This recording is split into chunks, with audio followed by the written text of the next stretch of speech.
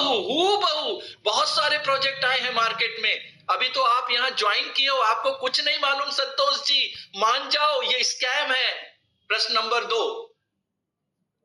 अब मैं भी मान लिया, नहीं सर आप तो बहुत सही कह रहे हो, ये स्कैम है।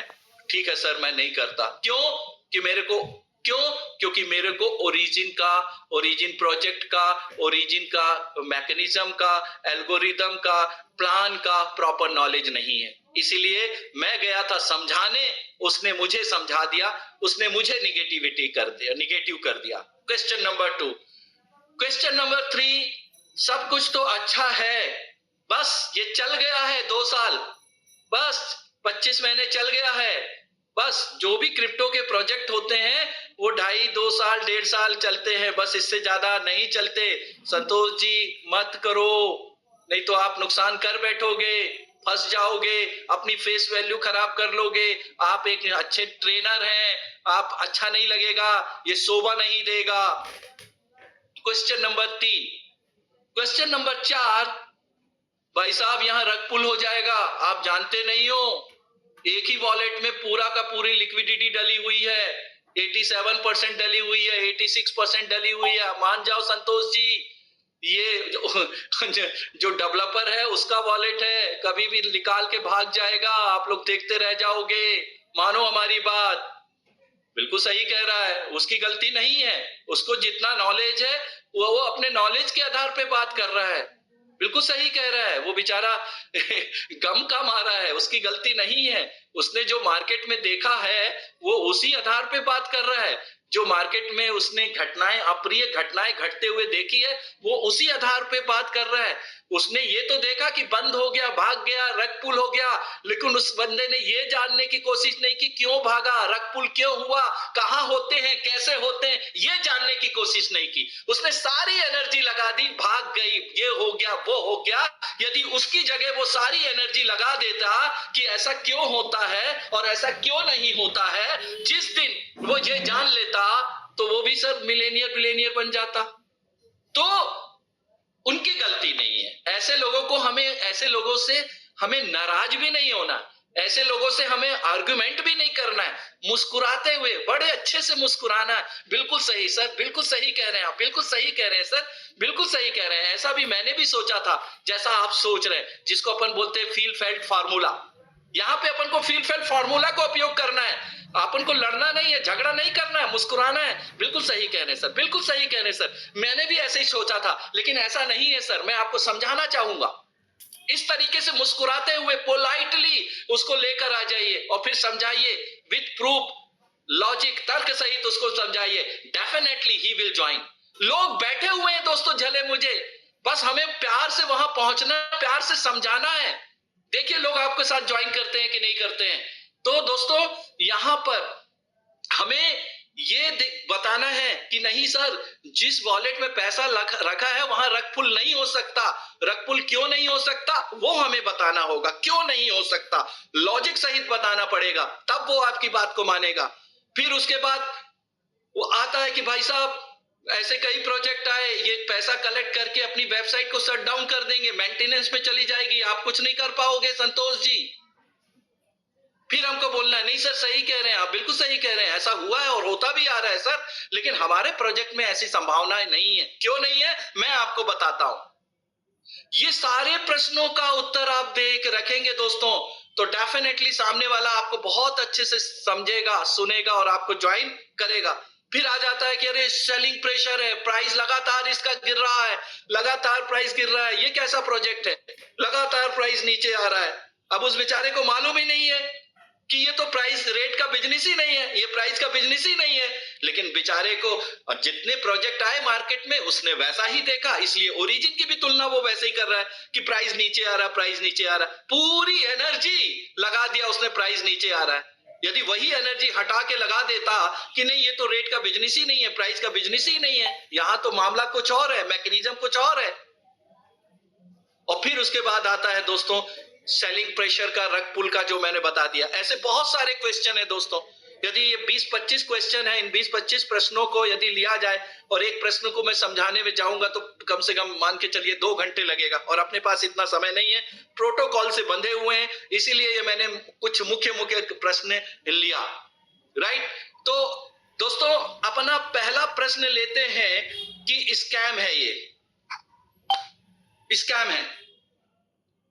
जी हाँ, स्कैम है, लेकिन क्यों है? एक बात याद रखना दोस्तों, आप लोग एक बुक पढ़िएगा, बहुत अच्छा उसमें समझाया है। राइट, बहुत जरूरी है, लेकिन मैं उससे पहले बता दूं, एक बात हमेशा याद रखना, सवाल ही जवाब है। राइट, ऑब्जेक्शन हैंडलिंग आपको आनी चाहिए। जब आप जा रहे हैं तो आपके तर्कस में एक से एक तीर होनी चाहिए दोस्तों। जब उसने बोला कि ये स्कैम है, तो आपको उसकी बात नहीं मानना है, आपको हंसना है और हंस के मुस्कुराते हुए बोलना, बिल्कुल सही कह रहे हैं सर, लेकिन मैं जानना चाहता हूं किस आधार पे आप ये कह रहे हैं कि ओरिजिन स्कैम है। सर मुझे समझाएं, मैं भी बच जाऊंगा सर। फिर वो अपनी बात रखेगा जितना उसने जाना है, क्योंकि क्रिप्टो एक्सपर्ट है ना, और जितनी भी बातें बताएगा वो सब फालतू बताएगा, उसको मालूम ही नहीं है कि मैं क्या बोल रहा हूं क्या नहीं बोल रहा हूं। राइट, तो be a good listener, be a good listener. जब आपके सामने कोई एक नकारात्मक व्यक्ति बैठा है और सारी निगेटिव बातें कर रहा है दोस्तों, तो बिल्कुल हंसना, यस सर आप बिल्कुल कह रहे हैं, यस सर बिल्कुल कह रहे हैं, सही कह रहे हैं सर, सही कह रहे हैं, सही कह रहे हैं। और जब वो पूरी बातों को उगल दे तो फिर अपनी बात रखना, सर आपने बोल लिया और कुछ नहीं सर, आप जैसा कह रहे हैं वैसा नहीं है सर, ओरिजिन स्कैम नहीं है सर, आप समझें क्यों नहीं है।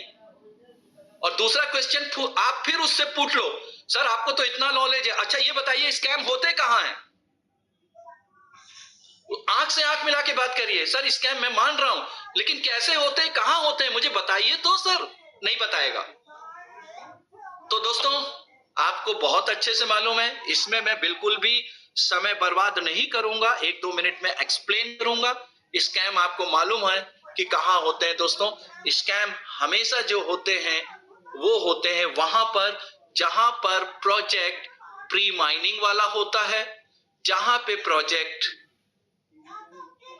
सेंट्रलाइज होता है, जहां पे प्रोजेक्ट किसी व्यक्ति विशेष के कंट्रोल में चलता है, वहां पर स्कैम के चांसेस ज्यादा हैं।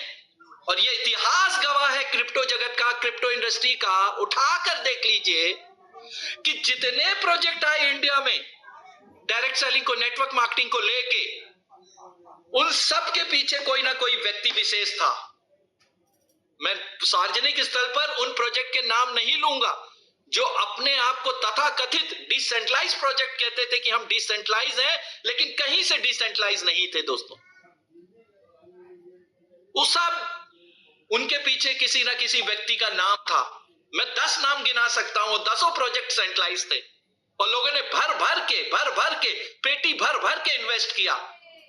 बेचारे सीधे साधे भोले भाले लोग फंस के नुकसान कर बैठे और क्रिप्टो जैसे, ओरिजिन जैसे सबसे पावरफुल प्रोजेक्ट को या क्रिप्टो जगत को, क्रिप्टो इंडस्ट्री को कलंकित कर दिया दोस्तों, इन गलत लोगों की हरकतों की वजह से। तो हमें इन सारे लोगों को जो ठगी के शिकार हुए हैं, स्कैम के शिकार हुए हैं दोस्तों, हमें मुहिम छेड़नी होगी और एक सूत्री कार्यक्रम चलाना होगा और उनको बताना होगा कि स्कैम कहां होते हैं और स्कैम कहां नहीं होते। जब आप ये 10-15 मिनट का अच्छे से उसको समझाएंगे ना, तो हो सकता है दोस्तों वो व्यक्ति आपकी बात को मानेगा और आपके साथ काम करेगा।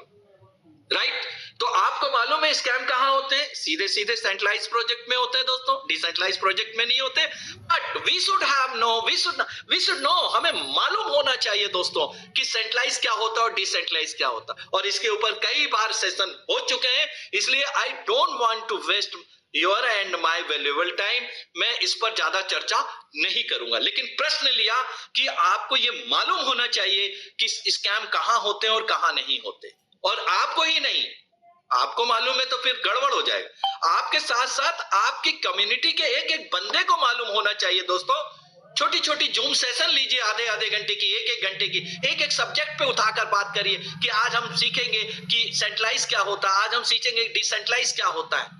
और इस तरीके से जब आप अपनी टीम के लोगों को समझाएंगे तो ज्यादा से ज्यादा आपकी टीम में दोस्तों जागरूकता आ जाएगी, अवेयरनेस आ जाएगा, और लोग जानने लगेंगे कि स्कैम कहां होते हैं और कहां नहीं होते। राइट? तो जब ये आप समझ जाएंगे दोस्तों, तो आपकी टीम भी कॉन्फिडेंस के साथ काम करेगी, और आप जब मार्केट में निकलेगी प्रोस्पेक्टिंग करने के लिए, प्रेजेंटेशन देने के लिए, तो वो लोगों के ऑब्जेक्शन को भी बहुत अच्छे से हैंडल कर पाएंगे।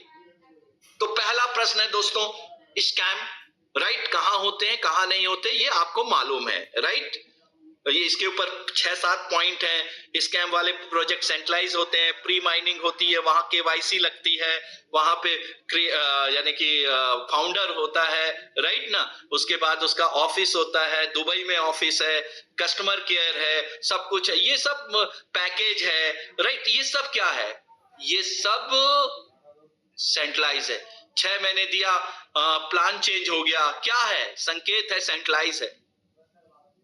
राइट? संक्षिप्त में बता दिया। तो ये सेंट्रलाइज प्रोजेक्ट की पहचान है दोस्तों। और डिसेंट्रलाइज क्या होता है आपको मालूम है, पैकेज नहीं होता, हम यहाँ बंधुआ मजदूर नहीं है, हम स्वतंत्र हैं। राइट?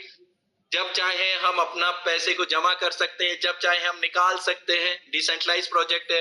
डिसेंट्रलाइज प्रोजेक्ट में डाउ वोटिंग होती है, कोई भी एक व्यक्ति अकेले निर्णय नहीं लेता, इसका कोई ऑनर नहीं होता, बनाया तो किसी व्यक्ति विशेष ने है, क्रिएटर होता है, वो अपने ऑनरशिप को री अनाउंस कर देता है। पूरा का पूरा प्रोजेक्ट जो होता है वो कम्युनिटी के द्वारा चलाया जाता है, ड्रिवन बाय द कम्युनिटी होती है, इसमें केवाईसी की रिक्वायरमेंट नहीं होती, फंड का डिस्ट्रीब्यूशन नहीं होता। ये सब तमाम आपने कई बार सुन रखा होगा।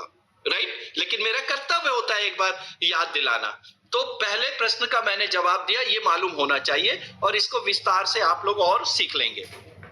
दूसरा, ऐसे कई प्रोजेक्ट आए और चले गए, ये भी चले जाएगा संतोष जी, आपका नाम लेके भी आपसे भी बोलते होंगे, ये भी चले जाएगा। जय राठौर जी, ये भी चला जाएगा।